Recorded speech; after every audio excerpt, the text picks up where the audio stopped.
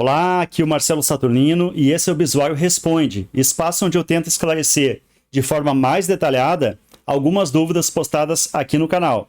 E essas são as perguntas de hoje. Primeira pergunta do Jonas. E sobre regularizar o farol de neblina no Detran? É possível? Aqui falando de farol de neblina de moto, farol auxiliar. Bom, Jonas, não tem como. Aliás, nunca teve. Porque antes da resolução 970, tinha a resolução 681. A 681, que vigorou até metade de 2022, não falava em farol de neblina para moto. Aí, então a 970 trouxe essa previsão.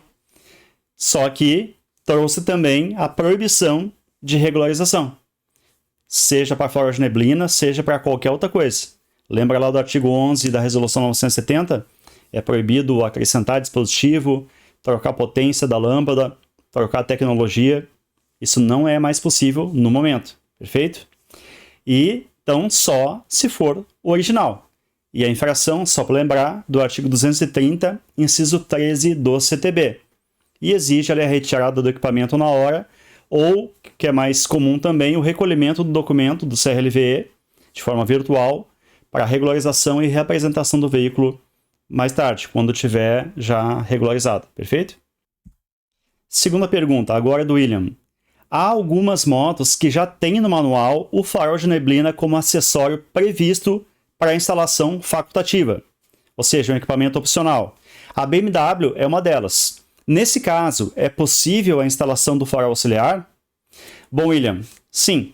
Se para aquele modelo específico de motocicleta existe alguma versão que tem farol de neblina, e no manual da moto prevê que pode ser feita essa instalação, ou no manual, ou qualquer outra literatura oficial do fabricante, lá no site, um boletim técnico, alguma coisa do tipo. Então, pode instalar. E detalhe, não precisa de regularização junto ao Detran. É como se eu fosse na concessionária comprar uma moto da versão 1, modelo X, versão Y, e ela não vem com farol de neblina. Mas ali do lado tem a outra versão Z, que tem farol de neblina. Daí o vendedor diz, olha, ali no balcão da autopeça tem essa peça aqui. É só instalar. Então eu instalo, antes de sair da loja, já vou emplacar a moto com aquele acessório ali. E eventualmente, quando eu consigo comprar a moto pela internet e montar pela internet, às vezes tem o kit 1, kit 2, kit 3, e algum deles pode vir também com farol auxiliar de neblina.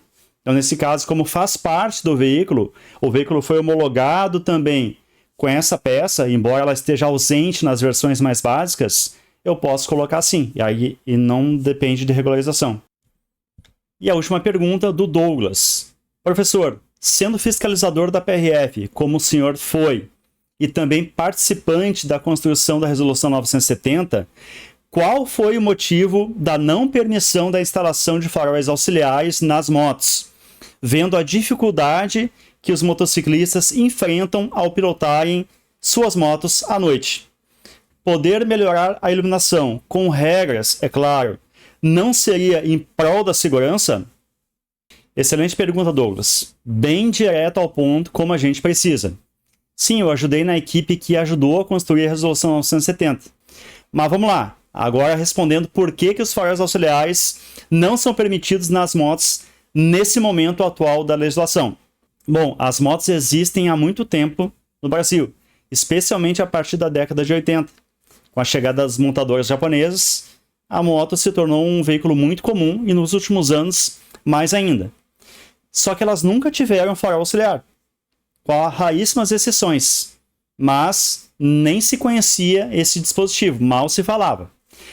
E aí, uns 10 ou 15 anos atrás, começaram a surgir os faróis auxiliares de neblina em motos maiores, mais caras, aí falando a nível mundial.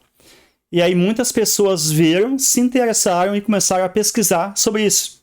Aí a indústria olhou, enxergou a oportunidade, especialmente a indústria chinesa, e começou a colocar no mercado dispositivos paralelos para atender essa demanda. Então, tudo uma questão de negócio. E rapidamente se tornou uma moda, especialmente hoje, que é facilmente difundido aí pelas redes sociais, a aquisição do equipamento desse, a instalação, a demonstração do resultado e tudo mais. Só que a maioria dos dispositivos paralelos não atendem nenhum tipo de requisito, a não ser de jogar o máximo de luz possível para frente, sem muita direção, sem muito corte, embora isso tenha melhorado bastante nos últimos tempos. E essa luz mais forte acaba ajudando somente o condutor daquele veículo e prejudicando os demais. Então, como eu sempre digo aqui no canal, mais luz no carro, na moto, no caminhão é bom, mas é melhor para quem está pilotando e pior para quem está cruzando ou sendo acompanhado pelo veículo. Ou seja, é bom e seguro para um, ruim e perigoso para o outro. Fora a questão da adaptação, que exige ali uma gambiarra no chicote elétrico da moto. Além da sobrecarga que vai dar ali no estator da moto, que gera energia, que seria o alternador da moto, e na bateria. Então tem muitos relatos de problemas na moto depois que instalou o farol auxiliar, especialmente se for com lâmpada incandescente halógena. O LED até um pouquinho menos, mas mesmo assim pode dar sobrecarga no sistema e pifar alguma coisa junto lá. Isso tem um monte de relato na internet sobre isso. E essa questão da instalação de faróis fortes, LED e tal, estava acontecendo nos carros e nos caminhões também. Aí lá em 2011, como todo mundo sabe, o xenon chegou no auge. Então todo mundo tinha xenon, farol de qualquer jeito, farol de neblina, farol de longo alcance, farol principal de luz alta, de luz baixa, todo mundo colocava um xenon. E um xenon forte, nem sempre com lavador ou limpador. Colocava lá, comprava na internet e colocava em casa. Então ficou tão ruim o negócio que o controle veio, seguinte, não tem como. Vamos terminar. Só pode o original. E aí ficou sendo assim, proibido o xenon por um tempo, e o LED começou a se desenvolver. Até chegar ali 2018, 2020, nos últimos anos, o LED realmente ficou viável de usar como iluminação.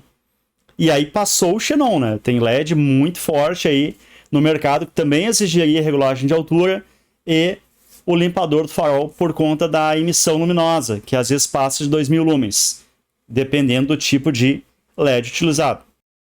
E aí o camarada ainda vai na internet e compra, obviamente, o mais em conta, que normalmente é o pior também em termos de desempenho. Então, passou essa proibição do xenon, chegamos em 2021. E aí, infelizmente, foi proibido também para carros e caminhões a substituição para o LED, a não ser que seja original. E um pouquinho depois, em 2022, para as motocicletas também. Até então todo mundo podia mudar, desde que fizesse o Inmetro, fizesse o CSV, voltasse no Detran para colocar no documento. Só que isso foi cortado. E esse corte ocorreu acompanhando uma tendência mundial. Então, na maioria dos países mais desenvolvidos, não é permitido mexer no sistema de iluminação à vontade. Então, tem muitos países como os Estados Unidos, Japão e outros, que até tem bastante tuning. O pessoal mexe bastante nos carros. Suspensão, motor, a aparência geral, mas os sistemas de iluminação, eles são bem conservadores quanto a isso. Fora que no Japão, por exemplo, tem inspeção de tempos em tempos, outros países também, não é assim, tu instala alguma coisa e sai andar o resto da vida. Então, eles são bem organizados nesse ponto. E no Brasil, permitia mudar. E aí, deu no que deu, o controle teve que cortar, perfeito? Então, esse é o motivo. Como diria lá o filósofo inglês Thomas Hobbes, o homem é o lobo do homem. Ou, trocando em miúdos, os justos pagam pelos pecadores. Mas calma, o assunto não está esgotado ainda.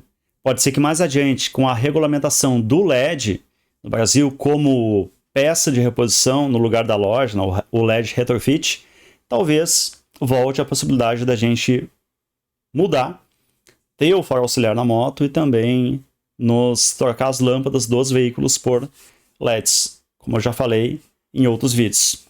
Ok? Essas foram as perguntas deste episódio. Se tiver algum complemento ou uma nova dúvida, pode colocar aí nos comentários. E se gostou, não esquece de curtir, compartilhar e acessar os outros vídeos do Bisuário Responde, nessa playlist aqui do lado. Quer fazer parte da comunidade do canal também? Então é só clicar no botão Seja Membro logo aqui abaixo. No mais, valeu pela audiência e até a próxima!